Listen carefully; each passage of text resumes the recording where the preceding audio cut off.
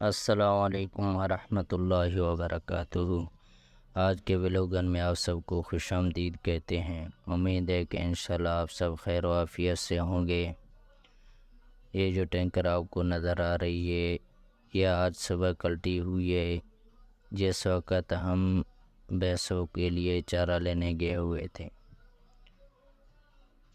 یہ واقعہ اجتماع گاہ کے نزدیک پیش آیا ہے، اور کس طرح پیش آیا یہ بھی آپ کو انشاءاللہ بتائیں گے۔ اس سے پہلے اگر آپ ہمارے چینل پر نئے ہیں تو چینل کو سبسکرائب کیجئے اور ویڈیو کو لائک کیجئے، کیونکہ آپ سب کو معلوم ہے کہ کراچی میں پانی کا زیادہ بحران ہے، اور تقریباً ایک ٹینکر جو ہے وہ 9 سے 12 ہزار تک کا آتا ہے، تو غریب بندوں کے لیے پانی کا خریدنا بڑا دشواری ہے۔ اور ہم حکومت سے ریکویسٹ کرتے ہیں کہ یہ جو ٹینکروں کا سلسلہ ہے اس کو ختم کیا جائے اور عوام کو لائنوں میں پانی فراہم کی جائے۔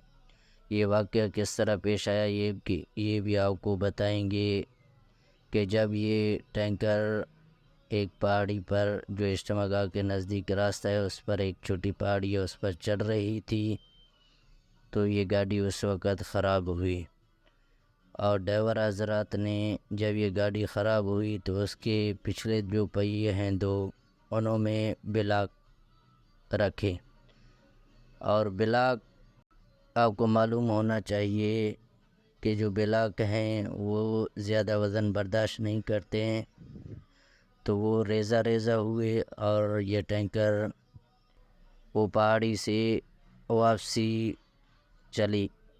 وہ پہاڑی آپ کو دکھائیں گے ہم، اس سے واپس ہوئی اور سیدھا جو ہے وہ دکان میں گھسی۔